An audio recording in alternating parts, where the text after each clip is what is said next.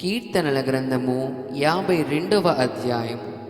ప్రధాన గాయకునికి ఎదోమీయుడైన దోయేగు సౌలు నొద్దకు వచ్చి, దావీదు అహిమెలెకు ఇంటికి వచ్చి ఉన్నాడని అతనితో చెప్పినప్పుడు దావీదు రచించిన దైవధ్యానము.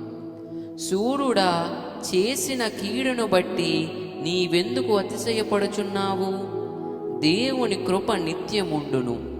మోసము చేయువాడా, వాడిగల మంగళ కత్తివలే నీ నాలుక నాశనము చేయనుద్దేశించుచున్నది. మేలు కంటే కీడు చేయుటయు, నీతి పలుకుట కంటే అబద్ధము చెప్పుటయు నీకిష్టము. కపటమైన నాలుక గలవాడా, అధిక నాశనకరములైన మాటలే నీకిష్టము. కావున దేవుడు సదాకాలము నిన్ను అణగగొట్టును.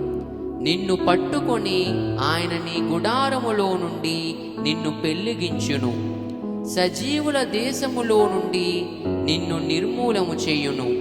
నీతిమంతులు చూచి భయభక్తులు కలిగి, ఇదిగో దేవుని తనకు దుర్గముగా నుంచుకొనక తన ధన సమృద్ధి యందు నమ్మికయుంచి తన చోటును బలపరుచుకొనిన వాడు వీడే అని చెప్పుకొనుచు వానిని చూచి నవ్వుదురు. నేనైతే దేవుని మందిరములో పచ్చని ఒలీవ చెట్టు వలెనున్నాను. నిత్యము దేవుని కృపయందు నమ్మికయుంచి ఉన్నాను. నీవు దాని నెరవేర్చితివి గనుక నేను నిత్యము నిన్ను స్తుతించెదను. నీ నామము నీ భక్తుల దృష్టికి ఉత్తమమైనది. నేను దాని స్మరించి కనిపెట్టుచున్నాను. ఆమేన్.